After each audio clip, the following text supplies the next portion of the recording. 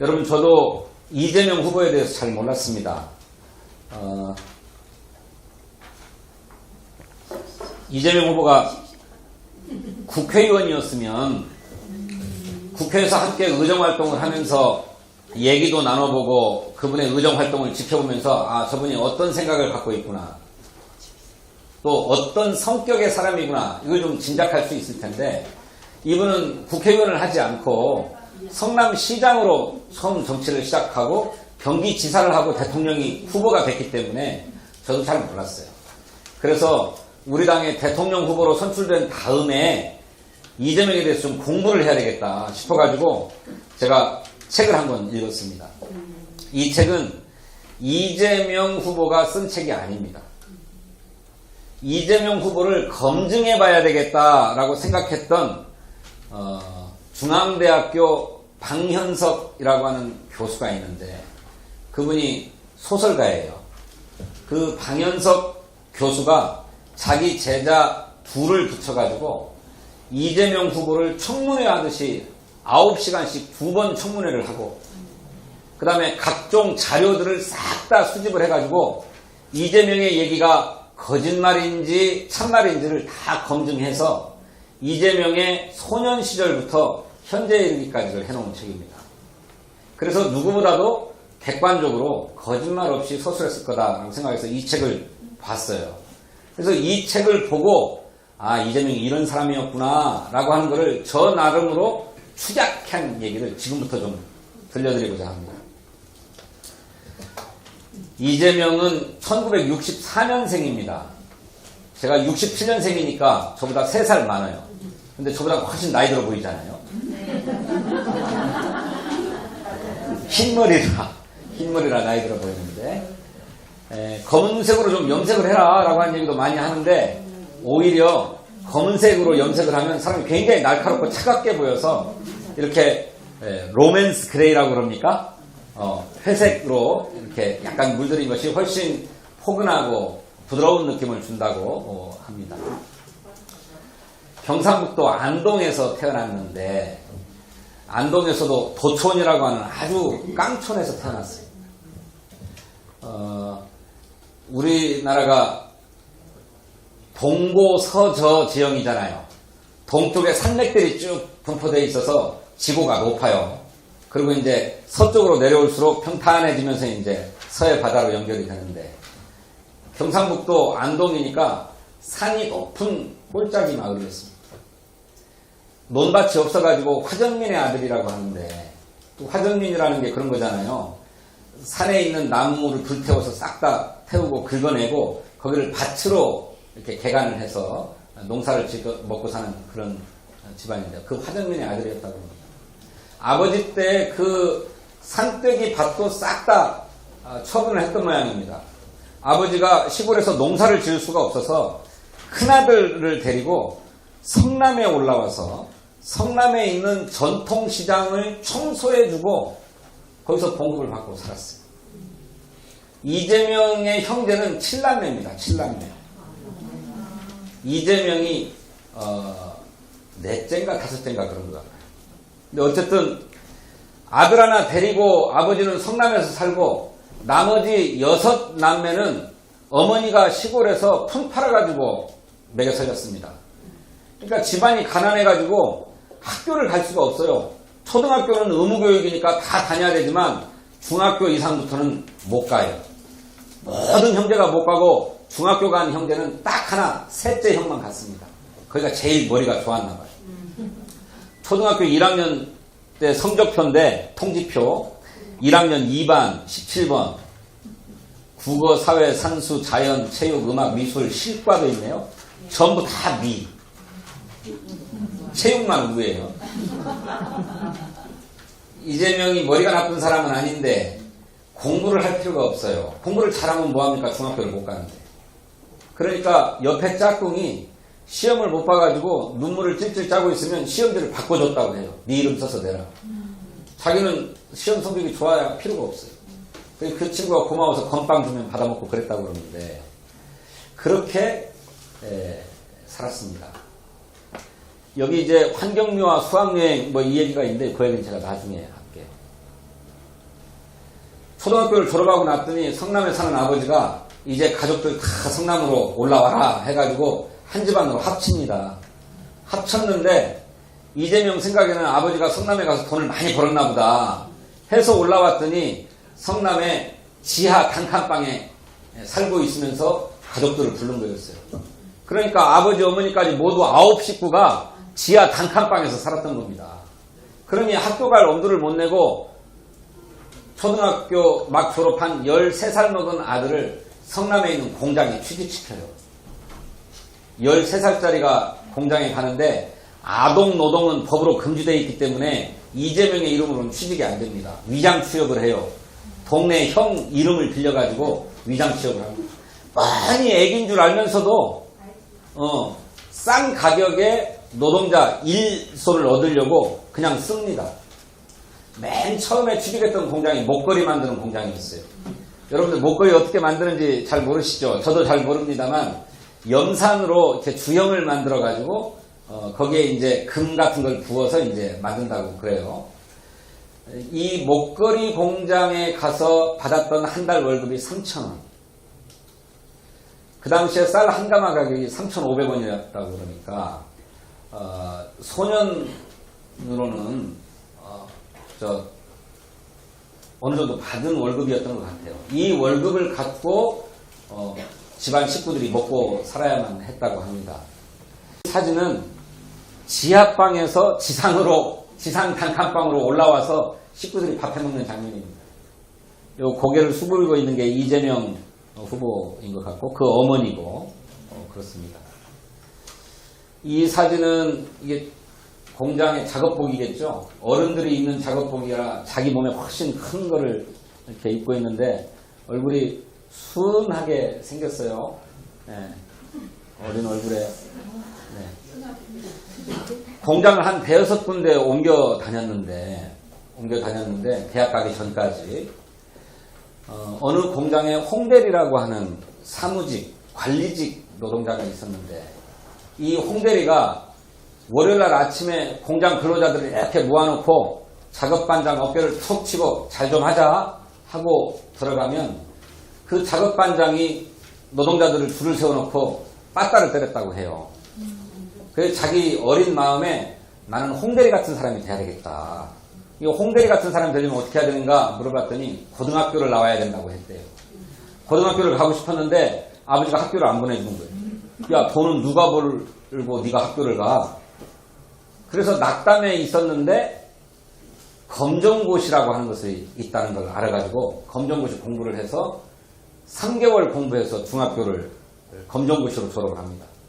그러고 이제 고등학교 검정고시를 역시 또 보는데 고등학교 검정고시를 통과하기 위해서 공부를 얼마나 많이 하냐면 낮에 계속 공부하고 일을 마치면 단과 학원에 가서 영어 수학 공부하고 그러고 학원 마치고 가면 독서실에 갔어요. 잠이 쏟아질 것 아닙니까?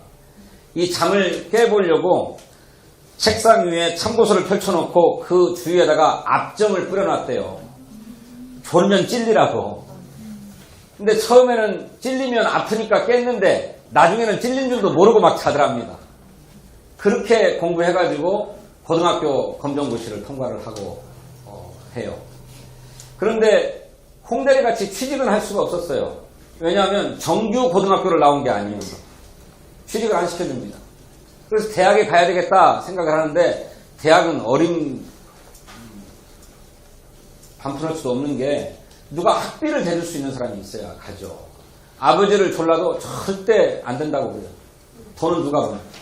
돈 벌어야 산다고. 그래 좌절이 되고 낙담이 돼가지고 이재명 후보가 자살을 시도합니다.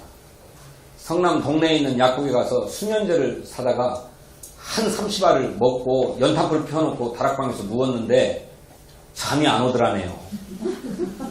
잠들었으면 그렇게 죽을 판인데 나중에 알고 보니까 수면제가 아니라 소화제를 준 것 같더라. 이런 얘기 하는데 2번 그렇게 자살 시도를 했는데 안 죽습니다. 그래서 어떻게 할까 낙담을 하고 있는데 그 단과 학원의 원장 선생님이 학력고사를 봐서 4년 장학생으로 대학을 가라. 이렇게 코치를 해줘요. 그래서 학력고사를 봐가지고 이 책에는 정확하게 몇 점 맞았다 이건 안 나오는데 280점 이상 맞았다. 전국에 2,500등 안에 들었다 라고 나옵니다. 그러면 서울대학교도 합격할 수 있는 실력이었다고 하는데 서울대학교는 갈 수 없는 게 장학생으로는 못 가요. 그래서 4년 장학생으로 갈 수 있는 학교를 쭉 조사를 해보니까 중앙대학교의 제일 커트라인이 높은 데가 법대. 그래서 중앙대 법대를 가서 4년 장학생으로 학교를 다니고 한 달에 20만 원씩 학교로부터 생활비를 받고 학교를 다녔습니다. 그러고 이렇게 이재명은 대학에 합격했는데 자기 셋째 형, 중학교 갔던 머리 좋은 형은 대학에 못 가고 공장에서 일하고 있는데 형은 공부해라 해가지고 자기가 받은 생활비 20만 원 중에 10만 원을 헐어가지고 학원비를 대줘요. 그래서 그 셋째 형도 대학을 가고 공인회계사가 됩니다. 근데 그 셋째 형이 나중에 철천지 왼수가 됩니다. 그렇게 이제 대학을 가서 이 대학 입학식 날인데 어머니하고 이제 둘이 이 사진을 찍은 모습이에요. 저도 이제 그랬습니다만 대학에 가서 이재명도 똑같이 광주 항쟁의 진실을 알게 되는데 그 광주 항쟁의 진실을 저도 이제 사진도 보고 비디오 테이프도 봤는데 외국 기자들이 우리나라에 와서 취재를 하다가 광주 현장을 찍은 비디오 테이프가 외국에 나갔다가 어떻게 야매로 우리나라에 들어왔잖아요. 이걸 저희들도 다 봤는데 대학 때. 그래서 우리가 알고 있었던 게 역사의 진실이 아니구나 해가지고 이제 진실에 눈 뜨고 이제 저같이 과격한 사람들은 운동권의 길로 가고 그렇지 않은 사람들은 공부를 또 열심히 하고 그랬는데 이재명 후보도 똑같이 그 비디오 테이프를 보고 전두환이 국민을 학살하는 사람이구나, 독재자구나 라고 하는 것을 알고 운동권에 들어설 뻔했어요. 근데 자기가 공부를 때려치고 데모만 하는 운동권 학생이 되면 집안을 살릴 수가 없으니까 친구들에게 나는 데모를 할 수가 없다. 집안이 너무 어려워서 내가 취직을 하든 뭐 변호사가 되든 해가지고 돈을 벌어야 먹고 사니까 친구들 너희들은 데모를 하더라도 내가 그 뜻은 잊지 않고 나중에 잘 돼서도 어려운 사람들과 너희들과 뜻을 같이 하면서 살 테니까 나는 좀 봐다오. 이렇게 양해를 구하고 사법고시 공부를 계속합니다. 그래가지고 대학교 3학년 때 1차에 합격을 했는데 2차에 떨어져요. 그리고 대학교 4학년 때 다시 시험을 치러가지고 1, 2차를 다 합격하고 3차까지 합격을 해가지고 이제 사법연수원생이 됩니다. 사법연수원생이 돼가지고 자기 인생의 표대가 됐던 두 사람을 만나는데 한 사람은 노무현 대통령이고 또 한 사람은 조영래 변호사. 노무현 대통령을 대통령으로서 만난 게 아니고 선배 변호사로서 사법연수원에 특강을 하러 노무현 변호사가 왔어요. 젊은 변호사가 시원시원하게 우리 사법현실들을 얘기하면서 이 사법현실을 뜯어 고쳐야 된다고 하는데 정말 마음에 쏙쏙 드는 얘기를 했답니다. 근데 맨 마지막에 한마디, 변호사는 뭘 해도 밥은 안 굽는다 라는 말이 이재명의 가슴에 꽂혀서 판사가 될까 검사가 될까 고민이 많았는데 판검사의 길을 걷지 않고 변호사의 길을 걸어야 되겠다라고 결심을 하게 됐다고 합니다. 그리고 사법연수원 시절에 검사 시보가 되어가지고 수습생활도 하고 그래서 이제 배우기도 하고 변호사 시보가 되어가지고 수습을 하면서 변호사 업무를 배우기도 하는데 이 조영래 변호사 사무실에 가서 변호사 시보 생활을 합니다. 근데 이 조영래 변호사가 누구냐면 전태일 열사의 평전을 쓴 변호사예요. 전태일 열사. 청계천 피복공장에서 노동을 하다가 어린 여공들이 잠을 못 자면서 타이밍을 먹고 일을 하는 모습을 보고 근로기준법을 지키라 그러면서 자기 몸에 불을 살라서 분신 자살을 했지 않습니까? 그 전태일 열사를 알고 전태일 열사의 생애를 쭉 연구해가지고 그 전태일 여사가 어떤 사람이었는지 평전을 쓰고 평생을 노동자를 위한 변론 활동을 했던 변호사입니다.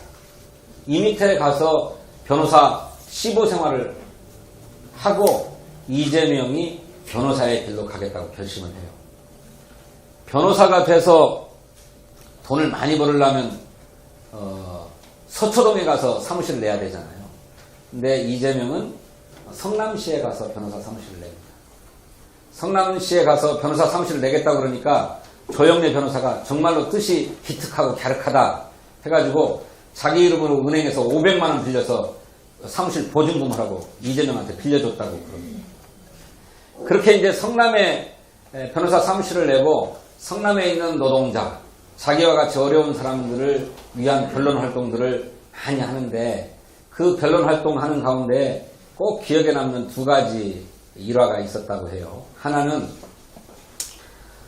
일본 업체인데 우리나라에 들어와서 공장을 세우고 전자 부품을 만들어서 다시 일본으로 수출을 하는 그런 회사에 여공들이 200명이 찾아와서 우리 회사 사장이 회사가 잘 돌아가는데도 노조 활동을 방해하겠다고 회사를 폐업한다고 그런다. 위장 폐업을 해버렸다. 그래서 우리는 하루아침에 일자리를 잃게 되었다. 이 위장 폐업의 진실을 밝히고 법으로 다뤄서 우리들 다시 일자리를 찾게 해달라라고 얘기를 하니까 이재명 당시 변호사가 이 사건을 맡아가지고 열심히 재판 투쟁을 해서 위장 폐업의 진실을 밝혀서 폐업이 부당하다라는 판결을 받아내고 여공 200명이 다시 원직에 복직할 수 있도록 해줬습니다. 또 하나의 사건은 기억에 남는 게 필리핀 노동자가 우리나라에 들어와서 노동을 해서 봉급을 받아가지고 본국에 송환을 했는데 어느 공장에서 일을 하다가 오른팔을 잘려버렸어요. 그래가지고 산재 신청을 해야 되는데 산재 신청을 하려고 보니까 불법 체류자였거든요. 그래서 추방당해버렸습니다. 이렇게 추방당하고 말면 그뿐인데 이재명 변호사가 이렇게 억울한 일이 어디 있는가 해가지고 계속 소송을 진행해서 마침내 산재 보상금을 타가지고 필리핀의 노동자에게 보내줬던 일이 이 책에 기록되어 있습니다. 그러니까 억울한 일이 있으면 그걸 그냥 지나치지 않고 최선을 다해서 해결을 하려고 노력해 온 변호사였다는 거죠. 그런 활동들을 꾸준히 하니까 성남시의 시민운동하는 분들 사이에서는 우리 변호사, 노동자들 사이에서는 우리 변호사라고 통칭되어 왔다고 해요. 그래서 성남시민운동의 대표가 됩니다. 성남시민운동을 벌이면서 이재명 후보의 운명을 가른 두 개의 사건이 있었는데 그 두 개의 사건이 하나는 분당 파크뷰 비리 사건이고 또 하나는 성남의료원 사건입니다. 분당 파크뷰 비리 사건은 성남시 분당구에 가면 백궁 정자지구라고 있어요. 지금 여기가 다 아파트 숲으로 되어 있는데 원래 이 백궁 정자지구는 업무지구였습니다. 그러니까 우리가 지금 이렇게 있는 이런 상가 건물이라든지 회사 건물이라든지 이렇게 업무용 시설들만 들어와야 되는 땅이었어요. 근데 이 땅을 갖고 있는 땅 주인이 회사가 누가 들어오려고 안 하니까 이거를 아파트를 지을 수 있는 주거지구로 용도를 변경해달라고 당시 성남시장에게 로비를 계속합니다. 그래가지고 당시 국민의힘 김병량 시장이었는데 이 김병량 시장이 그 로비를 받고 용도를 변경해줘요. 주거지역으로. 그래서 아파트를 지어서 이 땅 주인이 개발이익을 얼마를 먹었냐? 1조 원을 먹었습니다. 그러니까 이거는 완전히 특혜다. 분당을 배드타운으로 만들고 자족도시로의 기능을 잃게 만드는 거다 해가지고 성남 시민들이 안 된다고 계속 반대운동을 폈는데 그 업자의 로비를 받고 성남시장이 용도를 변경해줘요. 그래서 개발이익 1조 원을 민간에게 몰아준 사건, 이 사건을 파헤치다가 온갖 협박을 당하고 음해를 당하는 그런 계기가 됐습니다. 개발업자의 원수가 됐어요. 이제 성남의료원 사건인데, 성남에 이 당시에 종합병원이 두 개가 있었다고 합니다. 큰 종합병원이. 하나는 성남병원이고 하나는 인하병원이었습니다. 근데 이게 어쩐 일인지 뭐 환자가 별로 없었는지 문을 닫았어요. 그러니까 성남 시민들이 두 개 있는 종합병원이 둘 다 문을 닫으면 어떻게 하는가. 성남시가 이 병원을 인수해서 시립병원으로 운영해달라라고 청원을 계속 냈는데 안 들어줍니다. 돈이 없다 해서 안 들어줘요.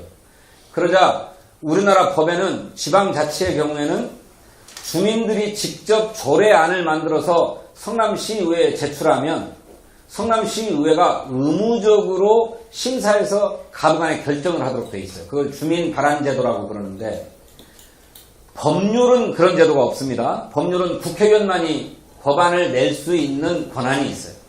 그런데 지방자치는 안 그렇습니다.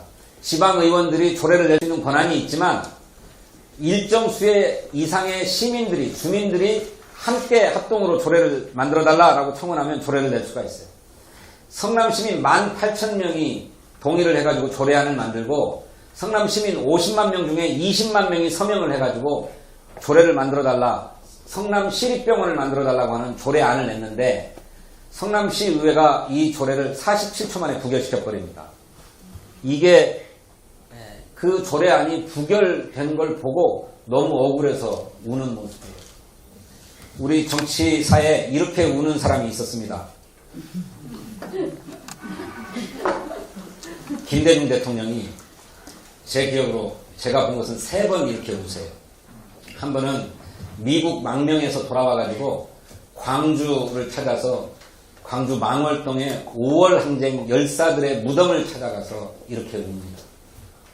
두 번째 울 때는 당신하고 함께 평생 제야에서 민주화 운동을 하던 문익환 목사님이 돌아가셨을 때 이렇게 웁니다. 세 번째 울 때는 언제였냐? 노무현 대통령이 돌아가셨을 때 영결식장에서 그 부인 권양숙 여사 손을 잡으면서 이렇게 울죠. 가식이 없는 울음이었습니다. 이렇게 성남 시민들이 원하는 일이 성남시장에 의해서 받아들여지지 않고 성남 시민들이 뽑은 시의원들에 의해서 부결돼 버리니까, 야, 정치를 이런 사람들한테 맡기지 말고 우리가 직접 하자 해가지고 2006년도에 이재명 변호사가 성남시장에 출마를 해요. 그런데 떨어집니다. 그러고 2010년에 다시 성남시장에 도전해서 그때 이제 당선이 됩니다. 성남시장에 당선돼서 했던 일이 크게 3가지가 있는데, 맨 첫 번째는 성남시장실을 바꾼 거였어요. 성남시청사가 우리 강서구청 청사보다 훨씬 좋고 근사합니다. 3,200억짜리 건물인데 거기 9층에 가면 성남시장 혼자 쓰는 방 100평짜리 시장실이 있어요. 이걸 딱 들어가서 보고 혼자 쓰는 방이 왜 이렇게 큰가? 2층에 자그마한 방으로 옮기고 여기는 성남 시민들이 자유롭게 이용하는 북카페로 만들자 해가지고 바꿔버립니다. 그래가지고 지금도 성남 시민들이 커피값이 없는 분들은 성남시청 그 북카페에 가서 만난다고 해요. 두 번째로 나중에 또 말씀드리겠습니다만, 대장동 개발 사업을 민간 개발 사업으로 하게끔 되어 있었던 것을 공공 개발 사업으로 바꿉니다.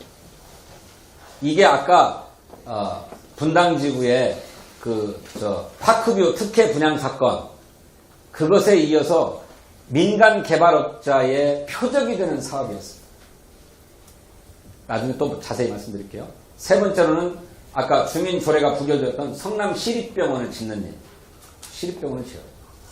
이렇게 일을, 시민들이 바라는 일을 야무지게 잘 하니까 2014년도에 성남시장에 재선에 도전하는데 그때도 또 당선이 됩니다.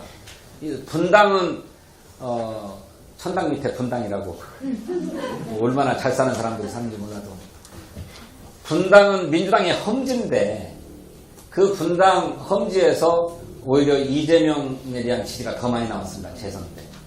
그래가지고 압도적인 표차로 성남시장에 재선되는데, 재선이 되자 이제 이재명이 어렸을 때부터 품어왔던 정책들을 해요.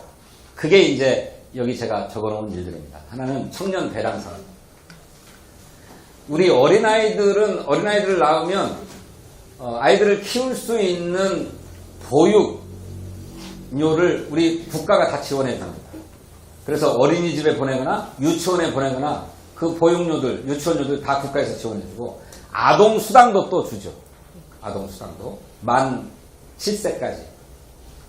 그리고 어르신들은 기초노령연금 드리잖아요. 100% 다 드리는 건 아니고 뭐 소득 하위 70% 해가지고 30만 원씩 다달이 드리는데 이렇게 아이들이나 어르신들한테는 국가가 지원하는 게 있는데 청년들은 젊다고 아무런 지원이 없습니다. 그런데 이재명은 1년에 100만 원 작은 돈이긴 하지만 우리 성남시의 청년들에게 지원해야 되겠다.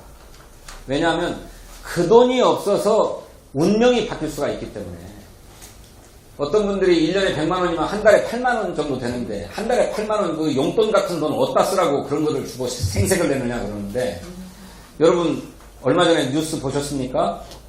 쌀값 2만 원이 없어서 간병하던 아버지를 굶어 죽인 청년이 있잖아요. 아버지가 식물인간이 되어서 자기가 보살펴야 되는데 병원비가 없으니까 퇴원시켜가지고 집에 모시고 있었어요. 먹고 살려면 자기가 아르바이트라도 해야 되는데 아르바이트를 하면 아버지를 돌볼 사람이 없어요. 그래서 아르바이트를 포기하고 아버지를 돌보는데 먹고 살 돈이 있어야 될 거 아닙니까? 이곳저곳 친지들에게 꾸다가 나중에는 더 꿔줄 사람이 없어서 쌀값 2만 원이 없어서 아버지한테 밥을 더 이상 해드리지를 못하게 하고 그래 아버지가 숨졌습니다. 이 청년이 전속 살인 사건이어가지고 감옥에 가서 징역 4년을 받았어요. 2만 원이 없어서 사람이 죽고 2만 원이 없어서 전과자가 되는 그런 일이 있습니다. 그러니 8만 원 푼돈 누구 어느 코에 붙이라고 그것으로 생색내냐 이럴 일이 전혀 아니다. 실제로 자기가 그랬거든요. 자기가 한 달에 다만 얼마라도 있으면 일하지 않고 학원에 가서 공부 열심히 해가지고 대학교에 갈 수 있겠는데 그 돈을 못 대준다고 해서 자기가 공장에 가서 일을 하고 밤에 와서 공부를 해야 되는 이런 거를 알았기 때문에 이재명은 푼돈이 아니다. 청년들을 어떻게든 지원해야 된다 해서 이 정책을 쓰는 겁니다.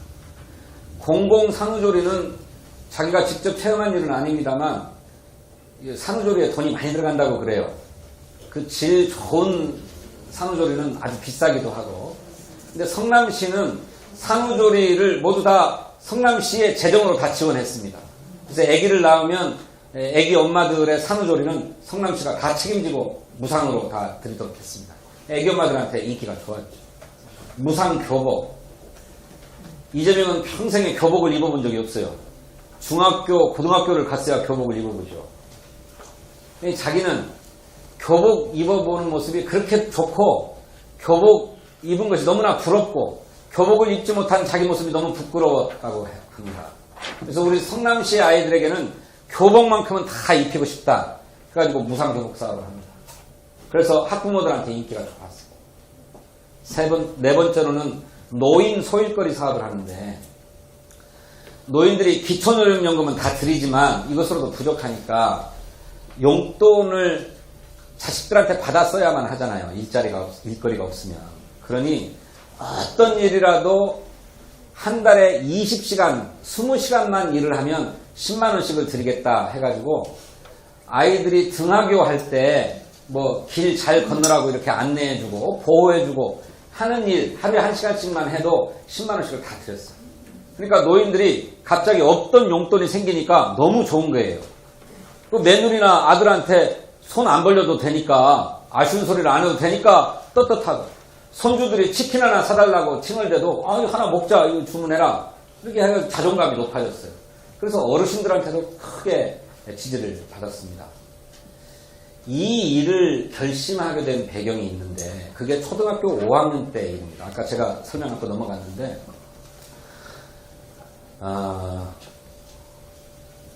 초등학교 5학년 때 수학여행을 가는데 수학여행 참가비가 1,500원이었어요. 근데 집안 형편상 1,500원 수학여행비를 낼 수가 없었습니다. 수학여행 간다고 신청을 안 하니까 담임선생님이 왜 그러는가 해가지고 가정방문을 해요. 학교까지 6km 떨어졌습니다. 거기를 이재명은 늘 걸어 다녔다고 하는데 이 선생님이 가정방문을 해서 이재명의 가정 형편을 보니까 도저히 수학여행비를 낼 수 있는 형편이 안 되거든. 그러니까 돌아와서 교장 선생님한테 상의를 합니다. 이재명이 집을 가봤더니 형편이 너무나 어려워서 여행비를 낼 수가 없겠습니다. 이거 어떻게 해야 좋겠습니까? 그러니까 교장 선생님이 그거 참 딱하다. 우리 학교에 매점을 운영하고 있는데 매점일을 거두르라고 하십시오. 그래서 월급을 줍시다. 그리고 우리 학교 뒷마당에서 토끼도 기르고 닭도 기르고 또 텃밭도 해서 배추 상추도 심는데 그거 일을 거두르라고 그러십시오. 월급을 줍시다. 해가지고 1,500원에 월급을 만들어가지고 이재명 수학여행을 보내줘요. 학교에서. 그러니까 이재명이 거기서 크게 깨달은 바가 있는 겁니다.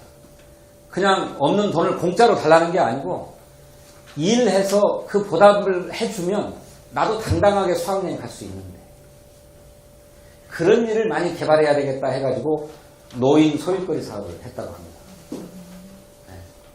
자기 평생의 생애가 이렇게 집약되어 있는 사업들을 이렇게 해요. 이런 일들이 우리 시민들에게 감동을 주니까 경기도지사에 출마해가지고 경기도지사에 당선이 되죠. 이 장면은 서울대학교에 근무하던 환경노동자가 갑질을 당한 끝에 스스로 목숨을 끊었는데 거기 장례식장에 가서 조문을 하고 나오다가 눈물을 참지 못해서 우는 장면입니다. 어머니가 생각나기도 하고 그랬다고 그러죠. 이재명 후보의 어머니는 성남시에 올라와가지고 성남시장 옆에 붙어있는 공중 화장실, 유료 화장실을 지키고 앉아서 돈 받는 일을 했습니다. 대변 볼 때 20원, 소변 볼 때 10원. 참 창피한 일이었을 거예요. 그런데 그 일을 하면서 한 푼이라도 벌어서 집안 사람이 보태겠다고 했던 그런 어머니인데 그 어머니한테 참 잘했습니다. 그 7남매가 있는데 그 여자 형제들보다도 더 어머니한테 살갑게 굴었던 그래서 어머니도 이재명 후보에게 정이 참 많았다고 하죠. 이재명이 경기도지사가 되고 난 다음에 뭐 기억에 남는 일들이 있습니다. 신천지가 코로나 진원지가 됐는데 함께 모여서 예배받다고 하는 신도들 명단을 안 내니까 이만희를 잡으러 가겠다고 직접 출동해버렸잖아요. 그래서 우리 국민들이 야 시원하게 정치를 하는구나 이렇게 평가를 해도 또 계곡 정비 다 했잖아요. 뭐 북한산 국립공원 뭐 이렇게 계곡에 막 평상 놓고 그 평상 자리값으로 닭도리탕 한 3만 원 주면 먹는 것을 30만 원씩 받고 그랬잖아요. 그 싹 다 치웠는데 옛날 같으면 경찰이나 용역 불러가지고 싹 다 밀었을 텐데 그렇게 하지 않았습니다. 거기 닭도리탕 장사를 하는 또 보신탕 장사를 하는 사장님들을 다 만나가지고 설득을 했어요. 이제 가면 갈수록 보신탕을 안 먹고 닭도리탕 잘 안 먹게 되는데 여기를 레스토랑과 카페로 싹 다 바꿔봅시다. 레스토랑 카페로 바꾸는 돈은 경기도가 지원할게. 그리고 평상 딱 치우고 깨끗한 음식점 카페로 싹 다 바꿉시다. 해가지고 그 음식점 사장들이 다 그렇게 합시다 해가지고 싹 다 정비한 거예요. 5사람이 반대했대요. 딱 5사람. 나머지는 전부 다 찬성해가지고 깨끗하게 정비했다. 그래서 일 잘한다 소리를 들어요. 그리고 수술실에 CCTV 설치하는 거 의사들이 뭐 자기들을 감시한다고 반대하고 그러는데 해놓고 보니까 의사들도 좋거든. 자기들이 환자한테 나쁜 짓 안 하고 정확하게 진료하면 무슨 의료사고 났다고 소송 났을 때 CCTV 필름 싹 다 돌려보면 나오잖아요. 잘못이 있었는지 없었는지. 그러니까 의사들도 좋았다고 해요. 그래 이것을 의사들 반대 때문에 국회에서 이 CCTV 설치하자는 법을 처리를 못하다가 이재명 경기도지사가 해봤더니 의사들도 좋아한다 라고 하는 결과가 나와가지고 얼마 전에 국회에서 강맹위를 두드렸습니다. 그래서 이제는 공공병원이나 이런 데는 다 CCTV가 설치되도록 되어 있습니다. 이런 일들을 이렇게 잘 하니까 경기도민한테 설문조사를 했더니 72%가 이재명 일 잘한다 이렇게 평가를 해줬답니다. 저도 이 지역에서 이제 국회의원에 선출되면서 이제 한 2년 되어 가는데 우리 주민들한테 설문조사에 진성준 일 잘하냐 못하냐고 물어보면 몇 %나 잘한다고 나올지 모르겠어요. 참 어렵거든요. 네. 국회의원들이 하는 일이 뭐가 있어 맨날 쌍난하지 뭐 이렇게 평가들을 하시니까 실제로 설문조사를 해보면 이만큼 안 나옵니다. 제가 두렵습니다. 실제로 해보면 얼마나 나올지. 그런데 이 행정을 체감하기가 참 쉽지 않거든요. 우리 강서구청장도 있고 서울시장도 있고 뭐 우리 강서구의원, 시의원 다 있지만 무슨 일을 막 열심히 자기들은 한다고 해도 우리 구청장 일 잘하고 있어. 우리 시의원 일 잘하고 있어. 이렇게 체감하기가 쉽지 않아요. 그런데 체감되는 일을 했기 때문에 경기도민 72%가 잘한다 이렇게 평가해주고 있다는 거죠. 또 기업들도 마찬가지입니다. 이분이 평생 노동자들 인권을 위해서 변론 활동을 해오고 그런 시민운동을 해왔기 때문에 어떤 분들은 친노동일지는 몰라도 반기업일 거다 이렇게들 생각을 하는데 매일경제가 100개 기업의 임원들한테 설문조사를 했더니 1등 나왔어요. 그 여러 가지 사례가 있습니다. 대표적인 사례 여기 소개되어 있는 사례를 제가 하나 말씀드리면 웨이브파크라고 경기도 시흥에 가면 있답니다. 실내 인공 파도 오장. 그래서 여기서 막 파도가 이렇게 이나 봐요. 잘 안 가봐서 모르지만.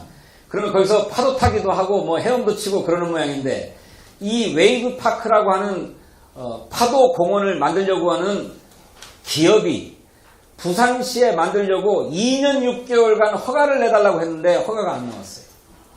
이 얘기를 들은 이재명 지사가 그거 경기도에다 하면 안 되냐. 안 될 것 없다. 그러면 당신들이 입지를 찾아봐라. 시흥이 좋겠다. 좋아. 그러면 시흥에다 짓자. 해가지고 2년 6개월 만에 지어버리도록까지 허가를 내줘요. 왜 이렇게 할 수 있는가. 어떤 사람은 이재명이 그 기업하고 뭔 관계가 있는 게 아니냐. 특혜를 준 게 아니냐. 이렇게 의심을 할 수 있는데 당신이 떳떳하고 당당하니까. 이만한 특혜도 준 것이 없고 특혜를 받은 것도 없기 때문에 해줄 수 있는 거면 빨리 해줘라 해서 허가를 빨리 내줘가지고 성사를 시켰다는 거예요. 여기 기업 하시는 분들은 알지만 사업기간이 빠르면 빠를수록 비용이 절감되는 거잖아요. 쓸데없이 들어갈 돈을 절감하게 되는 거니까. 그래서 시흥시에서는 세수가 많이 들어와서 좋고 시흥 시민들은 일자리가 생겨서 좋고 또 그 레저를 즐길 수 있는 곳이 생겨서 좋고 기업은 돈 벌어서 좋고 그러니까 이런 평가를 받았다고 합니다. 이런 평가들이 다 인정이 돼가지고 우리는 잘 몰랐지만 우리는 서울 시민들이니까 경기도지사가 뭔 일을 얼마나 하든 우리는 서울시장이 잘하는 것이 중요해서 사실은 큰 관심이 없었는데 알고 보니까 이런 일들을 잘 해와가지고 민주당의 대통령 후보까지 되었더라.